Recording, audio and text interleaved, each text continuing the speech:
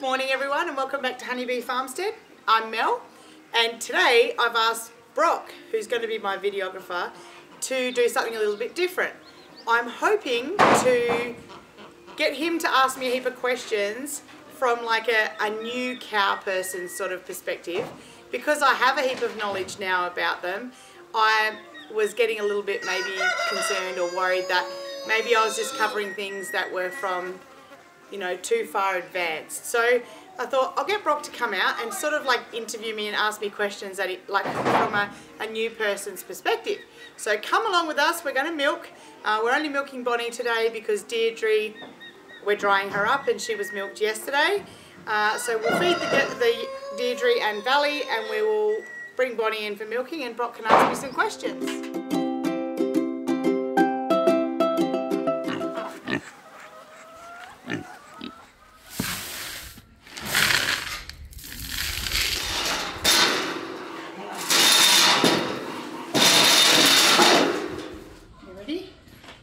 Bonnie. Good girl, Bonnie.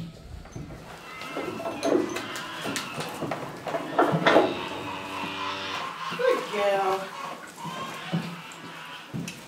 Good girl, Bonnie. Alrighty. Good girl. Good girl.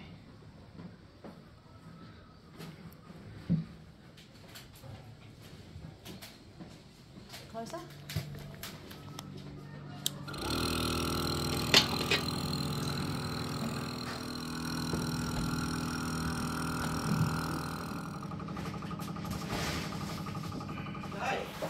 Get into milking, eh?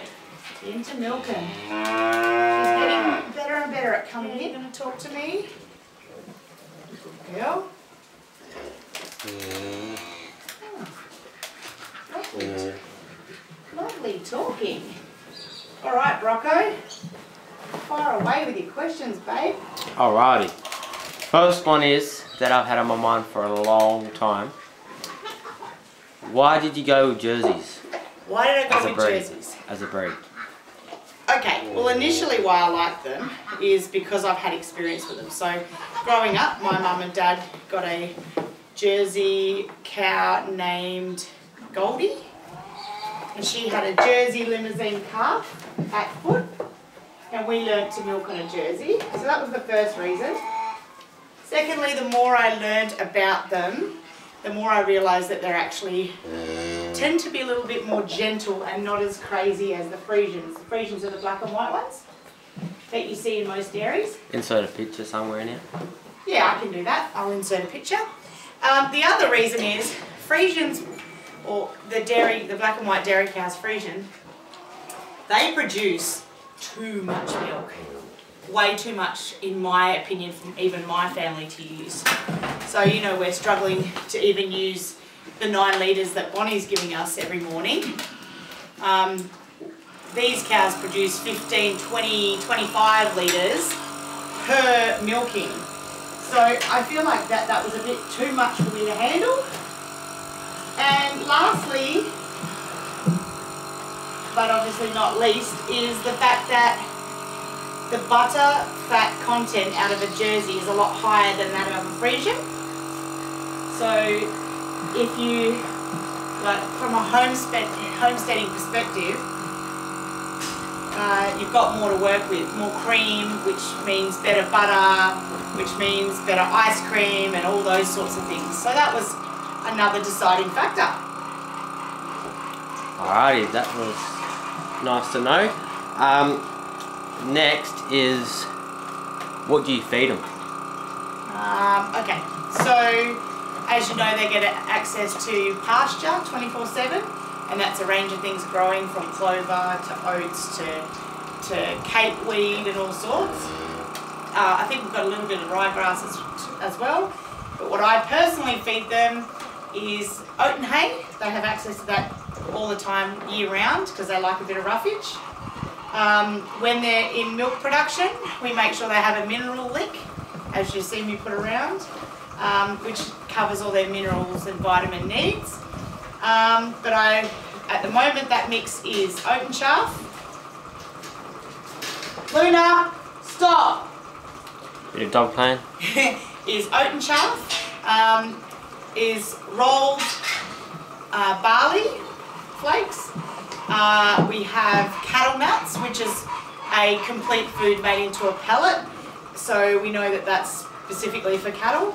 And I've added in the horse muesli that you can buy from the feed store, because it's got a whole range of other things like oats and there's a bit of lucerne and stuff in there. There's molasses, sunflower seeds, and they've also got a mineral and nutrient mix in with it. So I feel like I've covered all the bases there.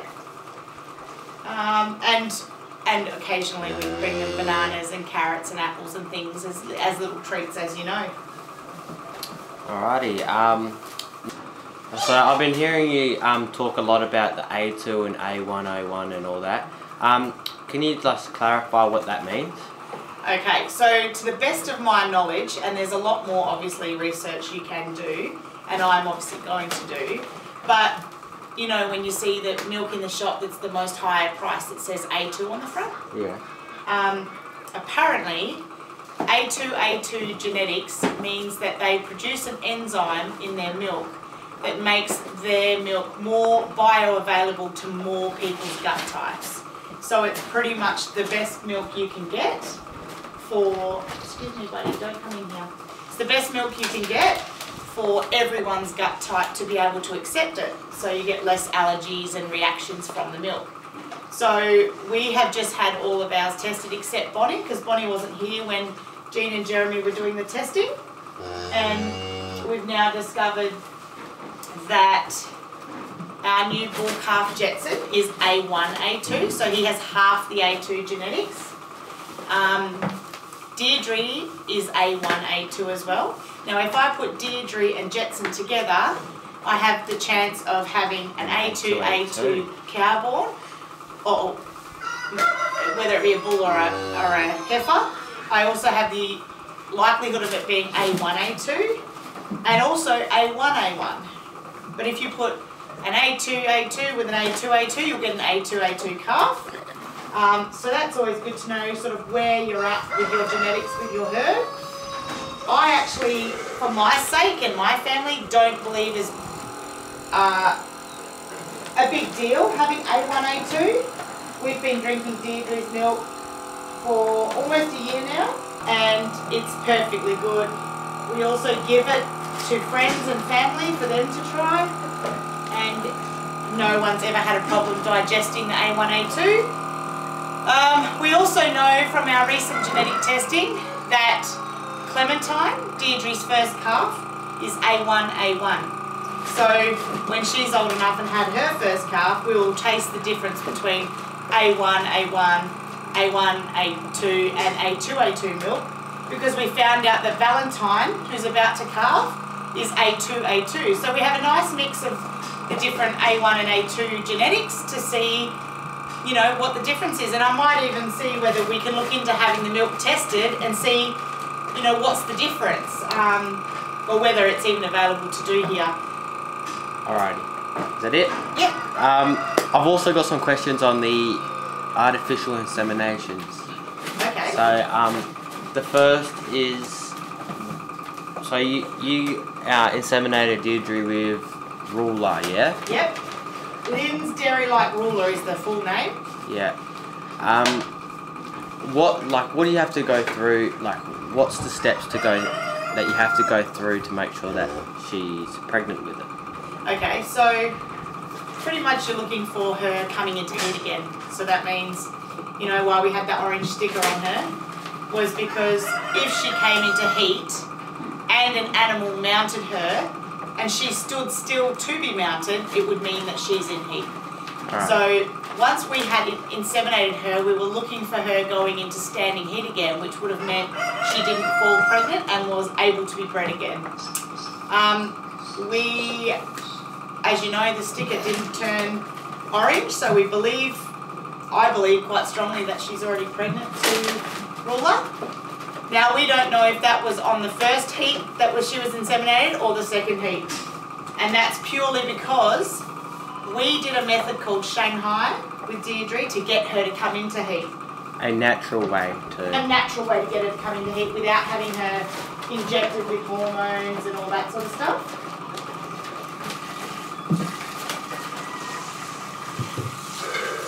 I'm actually running out of them. I had a lot before we started filming. So, Grace, if you want to ask a question, you can ask Mum a question. I don't know if you already done it. Oh, We'll just tell you ask. if we've Yeah, already done it. just ask. What's your second favourite cow if jerseys weren't even a thing? If jerseys weren't an option? Yeah. Well, I really, really love the Scottish Highland. Yes. And I do also love belted Galloways, and there's a very good reason for that. They're a dual purpose animal, so they're a good meat and milk variety. They're smaller and more able to be handled. They have nice, calm personalities. But also, the main reason is that they're not picky eaters. So, belted Galloways and Scottish Highland, from what I've read and learnt about during my investigations, they are not picky on the forage. So they will eat more things than the Jerseys and the Friesians and all that sort of stuff, and make more of it in, you know, when they're eating. So I do love that about them. I love the fact that they'll pretty much eat anything, and it works for them. So yeah, that's it. Plus, last but not least, it helps that they're super cute. What? Alright, last but not least, is it hard to get into owning a cow? It depends on your circumstances. So no, essentially it's not hard. Sourcing a good Jersey cow at the moment in Western Australia, where we are, is not super easy, but it's not super hard either if you know the right people. I'm lucky that I do. But yeah, basically you definitely need the space for a cow. They say one cow per 10 acres, but that's kind of a bit of a trap, because you should never keep one cow by itself, ever. Cows are a very social and herd... Calm down, sweetheart. That's it, calm down. Wants to get out now. Good girl. You can back out. No, now you go. If you want to come out, you have to go back. Good girl. Yeah, so where was I? The cows should never, ever be kept on their own. It's not the right thing to do. So if you were going to get a cow, you need to consider having two, because that's the right thing for the animal. So that's a great question, Brock. As a rule of thumb, one cow per 10 acres. And I guess that means that it sustains them right through summer and winter. You need to think about, when you're owning a cow, your worst climate. So for example, for us it's summer. Other parts of the world it's winter, because there's snow which covers the ground, and they're not able to be foraging. So for us it's summer, because everything dries out so heavily, and making them not able to eat off the ground anymore. So right through summer is when you would be feeding them hay and supplementing their feed. So there are a lot of things to consider, but those are the main things. Another main thing is shelter. So through summer they need trees, or they need, you know, built shelters for their comfort and safety.